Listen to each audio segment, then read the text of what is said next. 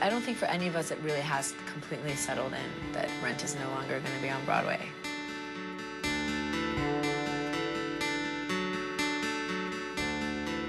I can't even believe it. This was supposed to be the show that ran forever. Ladies and gentlemen, this is your Places Hall. Places, please, for Act 1. This is Places. Places on Broadway. It's something people will remember for years and years and years, and hopefully it'll keep generating a lot of inspiration and a lot of hope. Let's do this! I'm sad, but Jonathan's work will live on, and that's the most important thing, that people beyond the Broadway show will be able to experience his music. Okay. Rent was born of loss. So maybe in its own strange way, it made us experts at dealing with the loss that we would all eventually confront when it closes on Broadway.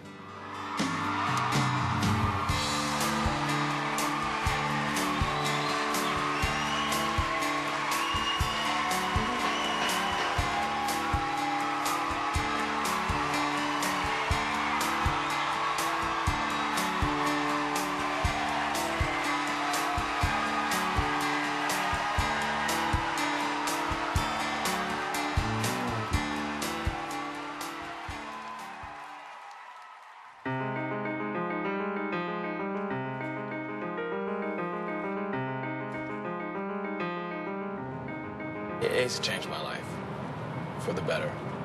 To be part of the original cast at 21, and then now I'm 34, I was like, to be closing the cast, it's the most amazing full circle experience I could ever dream of. I remember, like it was yesterday, the day that we all got the call that Jonathan had passed away. And I was like, okay, I don't even know what's going on. I saw him last night. We did our dress rehearsal before the first preview at New York Theater Workshop. You didn't know that you weren't going to see Jonathan the next day.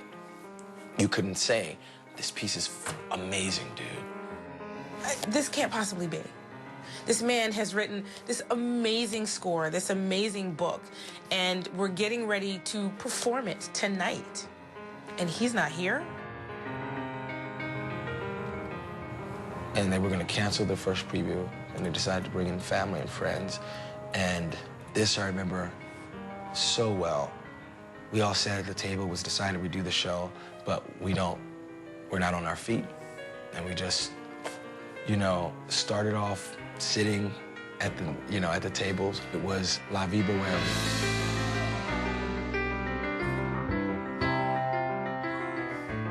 That informed what La Vie Boheme is today. Because we were like, we're celebrating life. Oh. All life, and we got on the table with this, abandonment, It was amazing, this fervor, this feeling that we had in Seasons of Love. We got that number. We understood what it meant. How do you measure a year in the life? It was like, Jonathan wrote his epitaph and didn't even realize it. There's the theater right there. It's Tuesday, and we're about to do our show, the first show of the last week. Wow. Every time I see John's father and Nan, I'm so weird around them. I don't know why. Speaking of, we were just talking about them. Everyone else, it seems, can be like, hey, I don't know why I can't. This is Jonathan's father and our father, and he's amazing. How are you doing? I'm worn out, Ryan. I know. Totally, utterly worn out. I'll see you. What the Larsons did so beautifully was support us and allow us to get that show out there. And it was Nan Larson on the day of Jonathan's death who said to Kevin and I, you just have to go out there and do that show. I remember saying to Jeffrey in the park that day, I said, our job is to make sure nobody forgets who he is.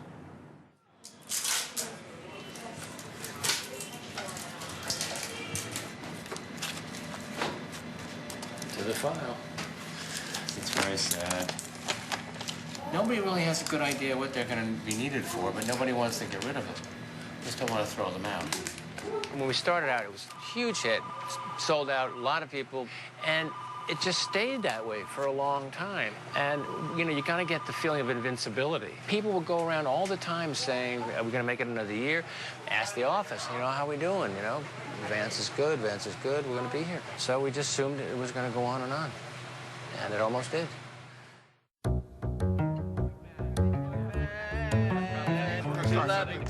The creative team thought very carefully about who do we want to be on that stage when this show closes.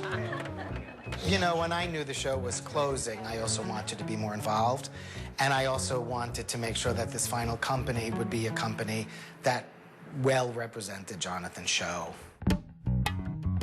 It's completely different than ending other shows in this final cast. Everybody kind of gets the weight of that. This cast really has gotten back to the essence of the story.